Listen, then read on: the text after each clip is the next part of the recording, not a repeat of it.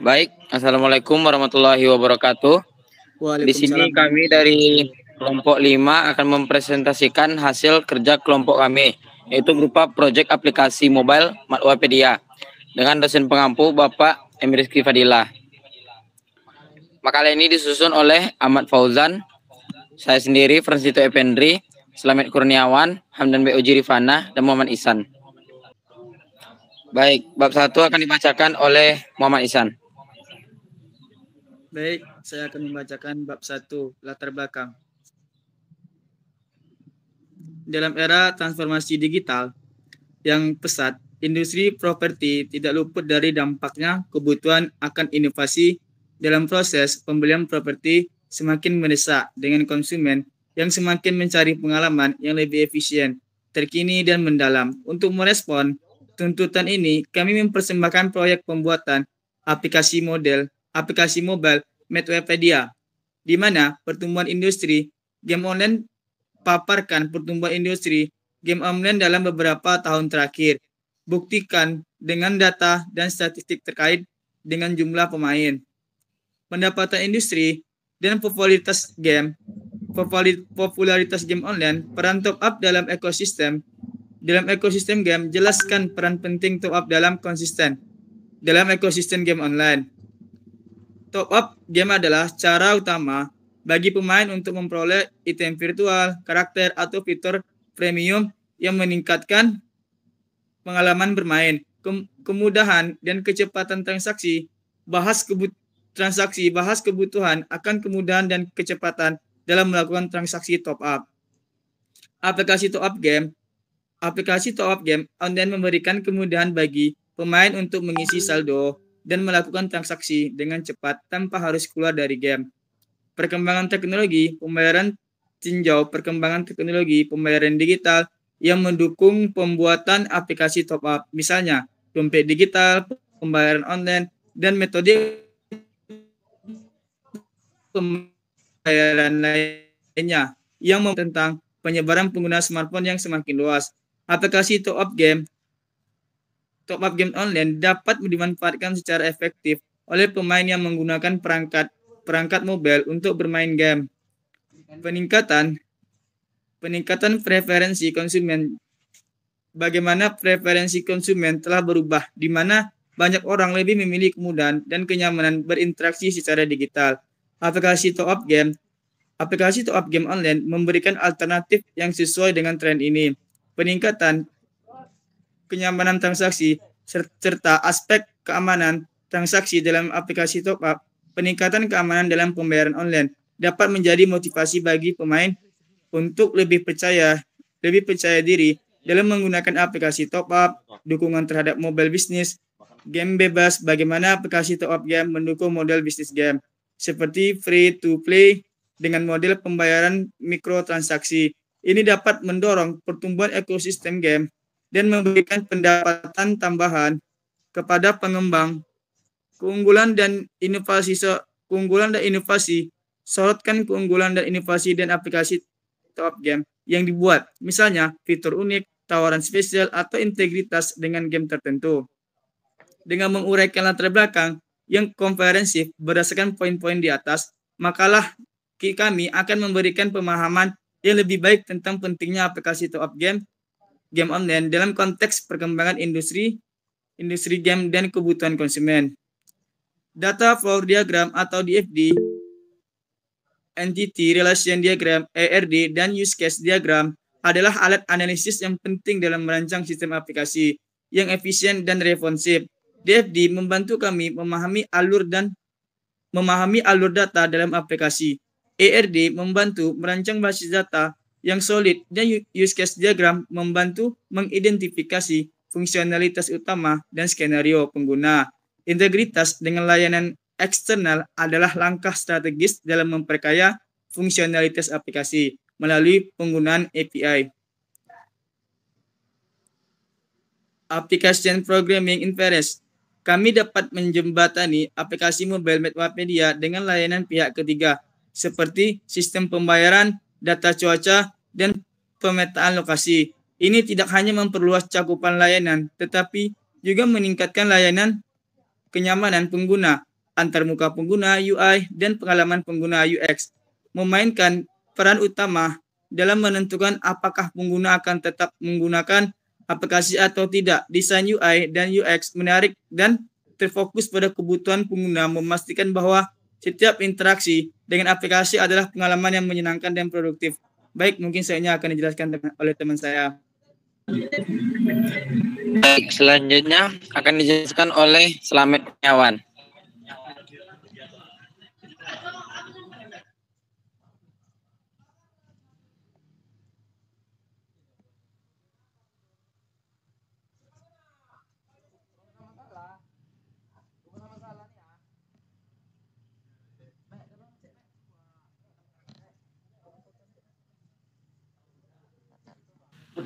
Rumusan masalah. Yang pertama yaitu bagaimana perkembangan industri game online mempengaruhi kebutuhan akan solusi top up yang efisien dan mudah digunakan.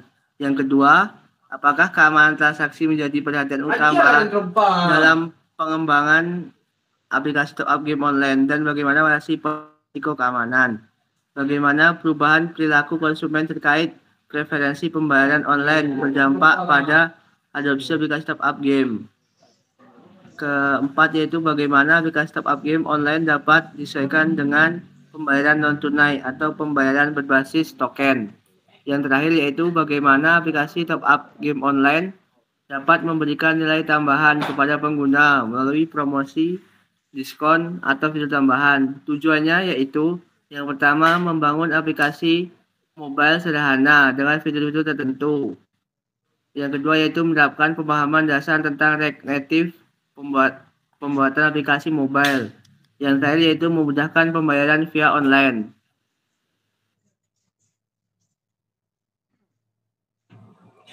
Baik, selanjutnya bab 2 yaitu pembahasannya dijelaskan oleh Fauzan.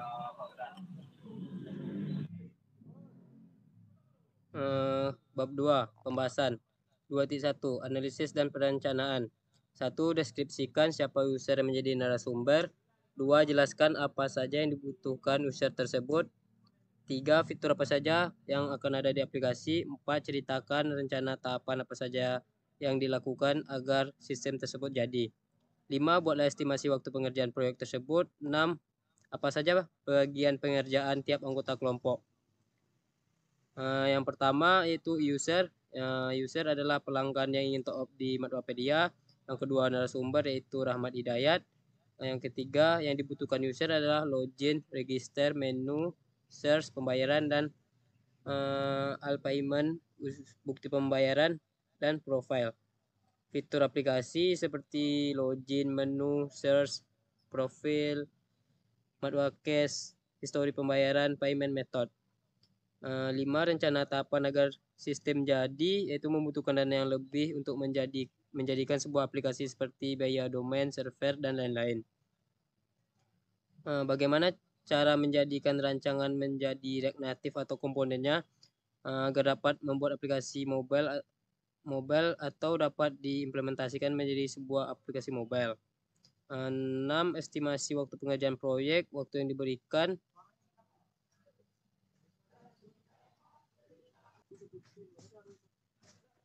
Karena jaringan tadi terputus, yaitu sampai di 6. Estimasi waktu pengerjaan proyek, waktu yang diberikan 2 minggu, tetapi pengerjaan dilakukan selama 3 hari.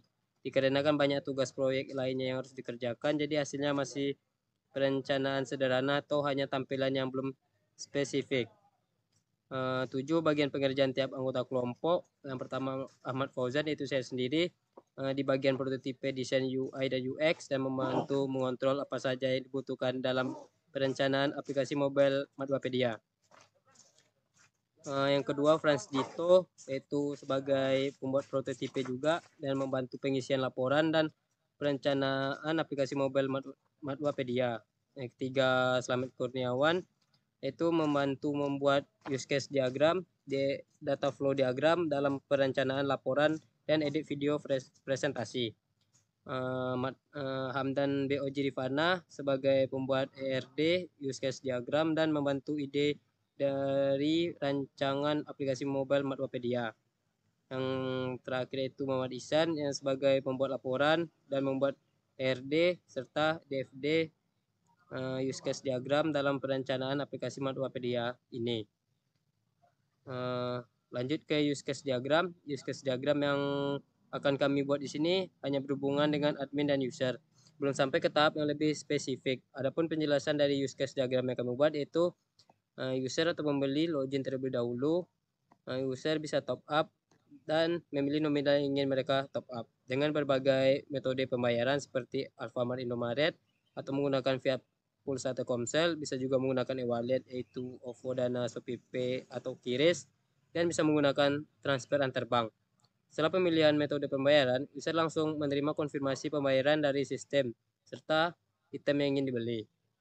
Yang kedua, bagian admin atau operator bisa login ke sistem dan admin operator juga bisa mengelola data yang ada di dalamnya. Mungkin itu saja, lanjut ke rekan saya selanjutnya.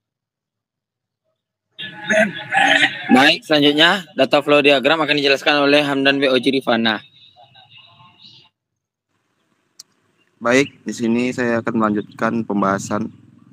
Langsung saja ke 2.3 data flow diagram.